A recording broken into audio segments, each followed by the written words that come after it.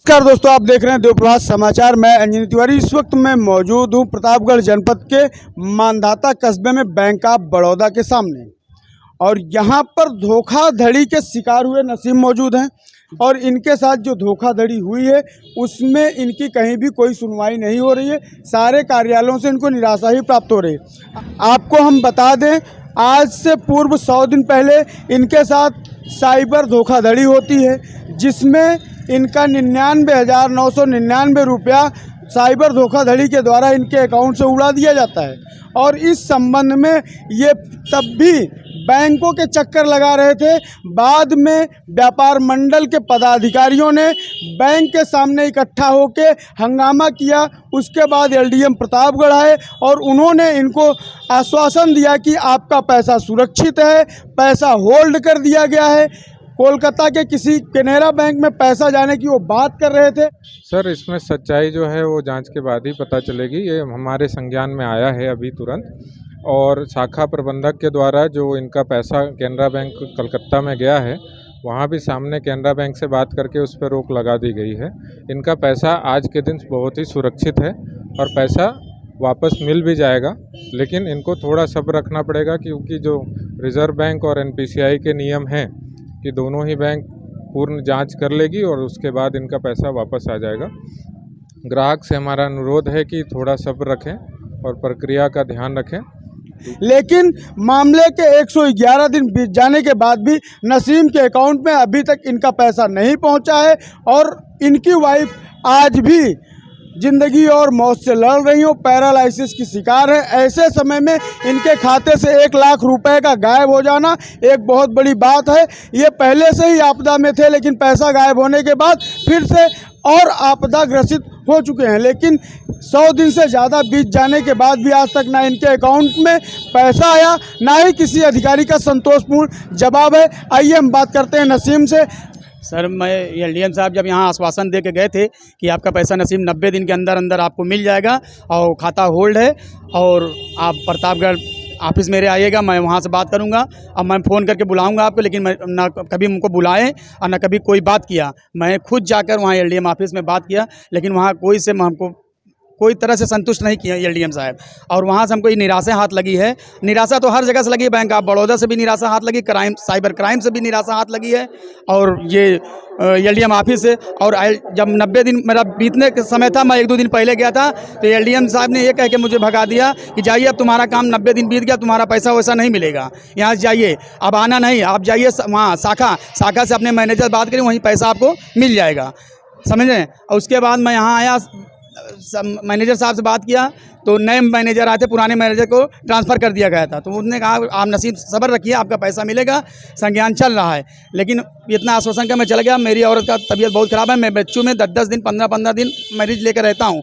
मैं टाइम नहीं दे पा रहा हूँ, मैं कहीं आ नहीं जा पा रहा हूँ, और जाता हूँ तो बस यही कह के मुझको लौटा दिया जाता है कि अब तुम्हारा पैसा लैप्स हो गया, पैसा नहीं मिल पाएगा। और पैसा जो है वहाँ कोलकाता से बोला गया कि पैसा आपका ट्रांसफ़र हो गया, लेकिन हमारे खाते में अभी तक पैसा नहीं आया है।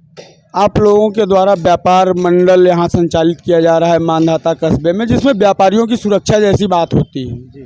तो मांधाता के व्यापारियों के साथ इस तरह घटना घट रही है, उनके साथ साइबर फ्रॉड हो रहा है, फिर बैंक कर्मचारियों का उनकी बात ना सुनना और अपने ही आश्वासन से मुखर हो जाना। पहले तो ये कहा जाता है कि आपका पैसा सुरक्षित है, मिल जाएगा, और बाद में कार्यालय से डांट के भगा दिया जा रहा है। ऐसी घटना को आप किस दृष्टि से देख रहे हैं? ये घटना ही निराशाजनक है। बैंक का रिलेशन व्यापारियों से जो होता है वो चोली दामन का होता है, और हम लोग अपेक्षा करते हैं कि बैंक को चाहिए कि नसीम का पैसा इंटरेस्ट लें कि कहाँ से रुका हुआ है, किन परिस्थितियों में रुका हुआ है। उच्च अधिकारियों ने जो आश्वासन दिया है अभी तक वो खरे उतरे नहीं हैं। इन परिस्थितियों में अगर इस तरह से हीला हवाली बैंक के कर्मचारी करते हैं या इनके उच्च अधिकारी करते हैं, तो हमारा उत्तर प्रदेश उद्योग व्यापार मंडल मजबूर होकर के धरना प्रदर्शन पर मजबूर होगा, और हम ये चाहते नहीं कि इस तरह की परिस्थिति पैदा हो।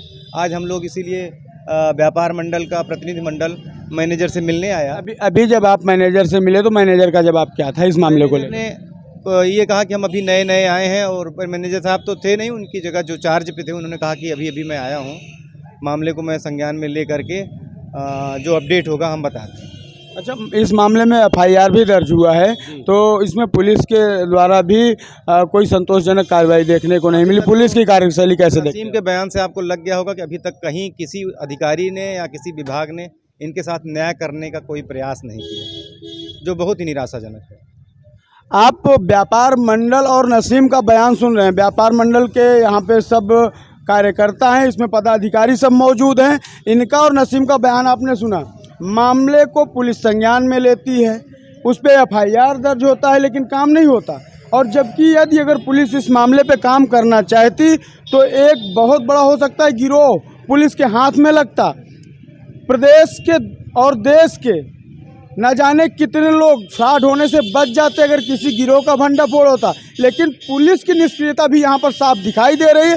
वहीं अगर बैंक कर्मचारियों की बात करें तो व्यक्ति बैंक में खाता इसलिए खुलवाता है कि उसका कमाया गया धन सुरक्षित रहे, उसके बुरे दिन में काम आए। लेकिन बैंक कर्मचारियों की ये शून्य कार्रवाई, ये निष्क्रियता इस बात को दिखाती है कि बैंक में रखे गए पैसे भी ग्राहक के आज सुरक्षित नहीं हैं। और यदि ऐसी परिस्थिति का जन्म हुआ है तो जाहिर सी बात है, ये कहने में तनिक भी गुरेज नहीं है कि मानधाता बैंक ऑफ बड़ौदा के मैनेजर और जिले के lead district manager Pankaj Jha की लापरवाही की वजह से आज बैंक ऑफ बड़ौदा की विश्वसनीयता पर प्रश्न चिन्ह उठने लगा है। क्योंकि अगर इस मामले को संज्ञान में लेकर कार्रवाई की गई होती, नसीम के मामले को गंभीरता से लिया गया होता, तो आज बैंक ऑफ बड़ौदा बैंक के प्रति लोगों का विश्वास बढ़ता।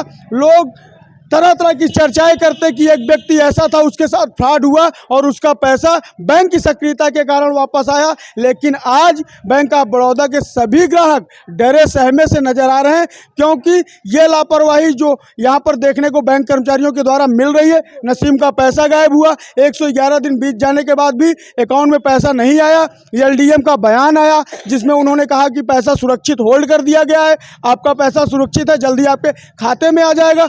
ये सारी घटनाएं जनता देख रही है और ये सब देखने के बाद जनता के मन में बैंक ऑफ बड़ौदा के प्रति जो विश्वास था वो कहीं ना कहीं डगमगा रहा है। आप देख रहे हैं देव प्रभात समाचार, मैं अंजनी तिवारी, कैमरा पर्सन बीरेन पटेल के साथ।